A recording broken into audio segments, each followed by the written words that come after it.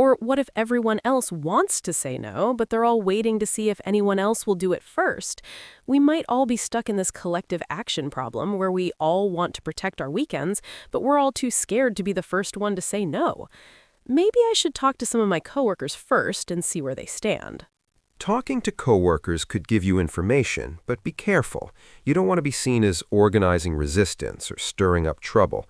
Keep it casual. Hey, are you planning to work this weekend? Don't make it a campaign against management. Just gather information. But ultimately, you have to make the decision that's right for you, regardless of what others do.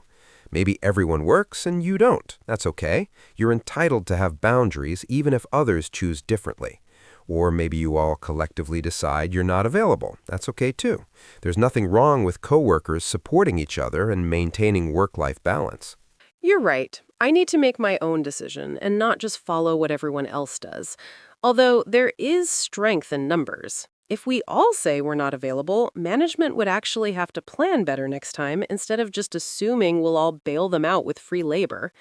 Well, paid labor, but you know what I mean. The expectation that we should always be willing to work extra when they mess up. That's not sustainable, and it's not fair. At some point, the cost of poor planning should fall on management, not on employees' personal time. You're absolutely right about that. Chronic overtime and weekend work is usually a sign of systemic problems like understaffing, poor planning, or unrealistic deadlines. And you're right that constantly rescuing the company with your personal time enables those problems to continue. But you have to pick your battles. Is this the hill you want to die on? Is this chronic or is it a rare emergency? If it's rare, it might be worth being flexible.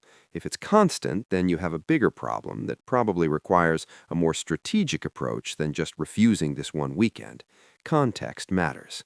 That's a good point. Let me think about whether this is a pattern or an outlier. Actually, now that I think about it, we've had emergencies requiring overtime about once a month for the past several months. So, yeah, this is a pattern.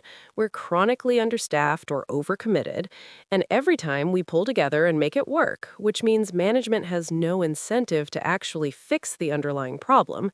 So, maybe this is the time to push back. Not aggressively, but firmly, to say, I've worked extra every month this year, and I need this weekend for personal commitments. We need to talk about the underlying capacity issues so these emergencies stop being the norm. Is that too confrontational? That's actually exactly the right level of